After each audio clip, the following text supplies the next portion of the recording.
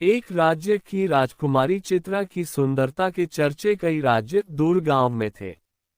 चित्रा की सुंदरता की सब कल्पना मात्र करते थे, क्योंकि आज तक उस रानी को किसी ने देखा ही नहीं था। रानी के पिता नहीं रहे, ना ही उनकी माताजी है। पिता की मृत्यु के बाद वो ही अपने राज्य को संभाल रही थी।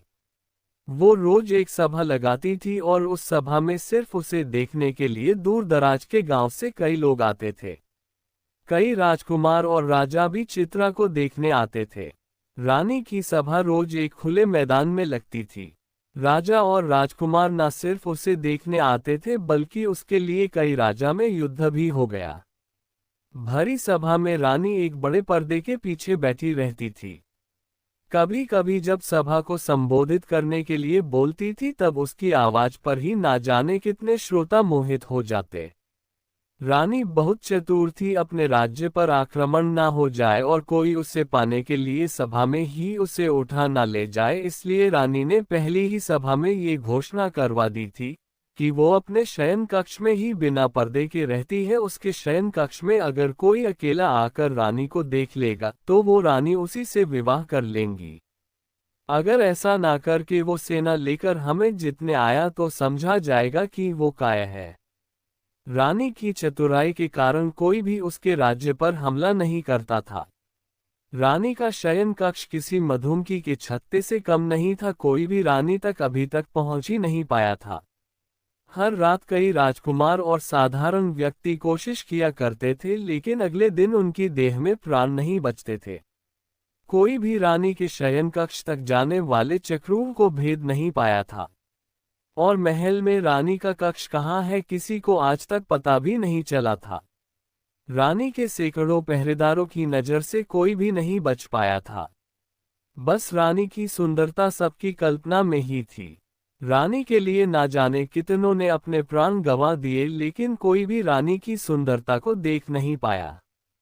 उसी राज्य में एक युवक था जिसका नाम था सरस। युवक बड़ा ही साधारण था लेकिन बुद्धिमान था। उसे इस तरह एक स्त्री के लिए लोगों का मरना बड़ा दुखी करता था। वो कई को समझाता भी था कि दिन रात एक अनदेखी रानी की इतनी चर्चा करना बेकार है, लेकिन शायद ही वो किसी को समझा पाया हो। एक सुबह उसके गांव का एक नवयुवक रानी को देखने की चेष्टा में अपने प्राण गंवा बैठा। वो युवक सरस का मित्र भी था।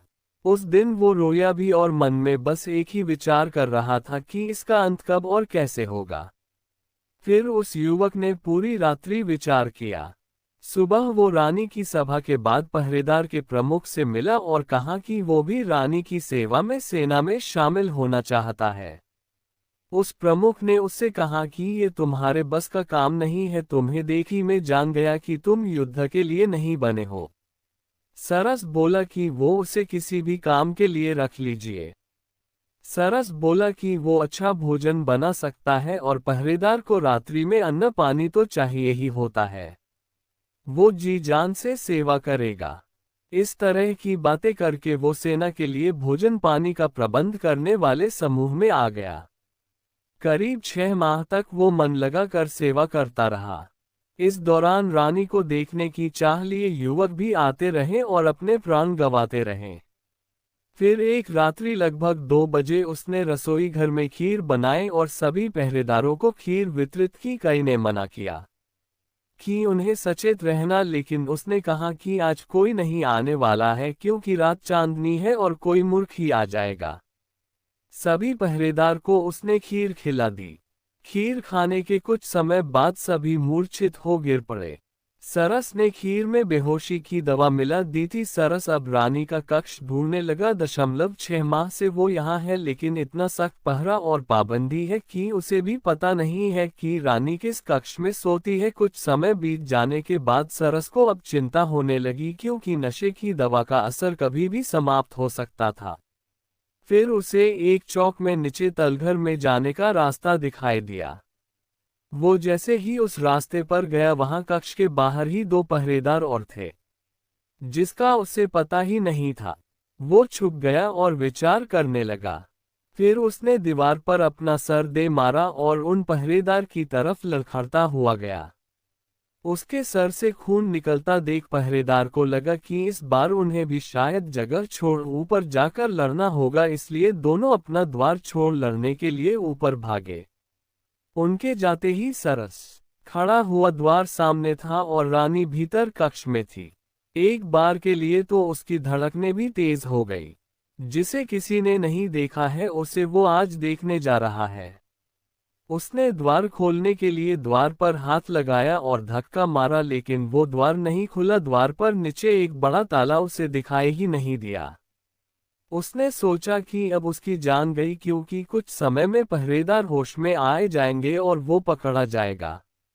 उसने कैसे सोच लिया कि जिस रानी के लिए इतने पहरेदार लगे उसके द्वार पर कोई ताला नहीं होगा। लेकिन फिर उसकी आंखें चमक उठी, क्योंकि पहरेदार की चाबी उनके भागते वक्त वही गिर गई थी। अब उसने बिल्कुल भी देर नहीं की और चाबी लेकर द्वार खोल दिया। कक्ष के भीतर आकर उसने द्वार जल्दी से बंद किया और फिर ताला लगा लिया। अब उसने पहले एक गहरी सांस ली, फिर आंखें खोली तो उसे दिखाई दिया एक आलीशान कक्ष, सुगंधित पुष्प भांति वो कक्ष सुगंध दे रहा था। लेकिन कक्ष में प्रकाश कम था। वो रानी के बिस्तर के पास गया। उसके कदमों की सरसराहट से रानी की नींद खुल गई और वो घबरा कर उठकर बैठ गई। रानी के कक्ष में पहली बार कोई आया था। रानी ने पहले अपने चेहरे पर पर्दा किया, फिर लड़खड़ाते शब्दों से पूछा, कौन है? सरस बोला, अभी तक तो साधारण हूं, लेकिन आपका मुख देखने के बाद हो सकता है कि साधारण ना रहूं। रानी घबरा कर खड़ी हो गई। सरस बोला कि अब ये पर्दा क्यों? अब तो मैं इस शयन कक्ष तक आ गया, अब तो मुझे वो चेहरा दिखा दीजिए जिसने ना जाने कितनों की जान ले ली। अब तो प्रकाश में आ जाइए। रानी ने अपना पर्दा हटाया और प्रकाश में आई। युवक सरस ने देखा और चौंक गया, क्योंकि लोगों के द्वारा रानी की जिस तरह की कल्पना की जा रही थी, रानी उसके बिल्कुल विपरीत थी। रानी का रंग साफ नहीं था और न ही चेहरे पर आभा थी। युवक उसे देखकर हंसा और कहा कि अच्छा, इसलिए आप अपना चेहरा छिपाए बैठी थी, क्योंकि तुम्हें लगता है कि ये दिखाने योग्य नहीं है। रानी अब सर नीचे कर चुपचाप युवक की बात सुन रही है। फिर रानी कहती है, स्त्री सुंदर ना हो तो कौन विवाह करता है? क्या तुम अब मुझे देखने के बाद मुझसे विवाह करोगे? तुम पुरुष किस तरह की स्त्री चाहते हो मुझे पता है।